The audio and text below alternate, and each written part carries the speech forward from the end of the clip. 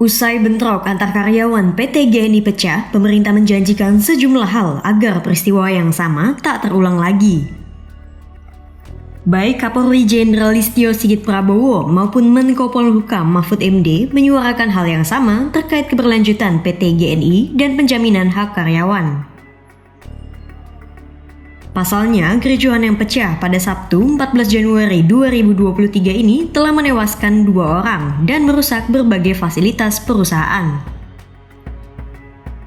Kapolri Jenderal Listio Sigit Prabowo memastikan PT GNI akan kembali beroperasi pada Selasa 17 Januari 2023. Listio mempertimbangkan membuka kembali operasional perusahaan setelah melihat kondisi keamanan terkini yang mulai terkendali.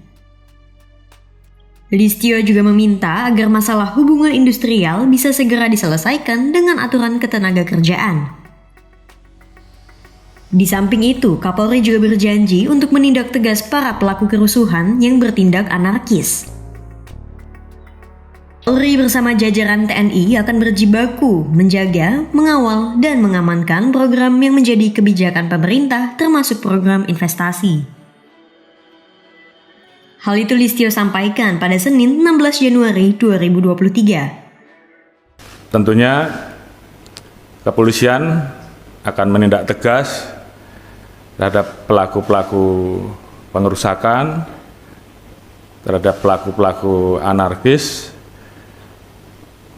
sehingga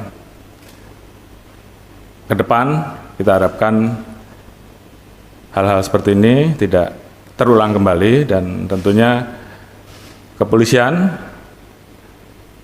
bersama-sama dengan rekan-rekan dari TNI siap untuk menjaga, mengawal, dan mengamankan program-program yang menjadi kebijakan pemerintah, termasuk di dalamnya adalah program yang terkait dengan investasi. Di sisi lain, Menko Polhukam Mahfud MD menggarisbawahi bahwa pemerintah siap menjamin hak-hak para pekerja di PT GNI. Mahfud memastikan penjaminan hak para pekerja akan sesuai konstitusi yang ada. Pemerintah akan menjamin hak-hak pekerja sesuai dengan ketentuan konstitusi. Mantan Ketua MK itu menyampaikan bahwa segenap jajaran TNI Polri bersama pemerintah daerah dan PT GNI akan terus mencari jalan tengah penyelesaian masalah. Menurut Mahfud, melalui konstitusi, pemerintah telah menegaskan bahwa setiap warga negara berhak untuk mendapat pekerjaan yang layak dan perlakuan yang adil. Pemerintah sendiri setelah mempelajari latar belakang peristiwa yang terjadi tersebut, maka pemerintah menegaskan bahwa berdasar konstitusi, setiap warga negara berhak untuk mendapat pekerjaan yang layak dengan perlakuan yang adil.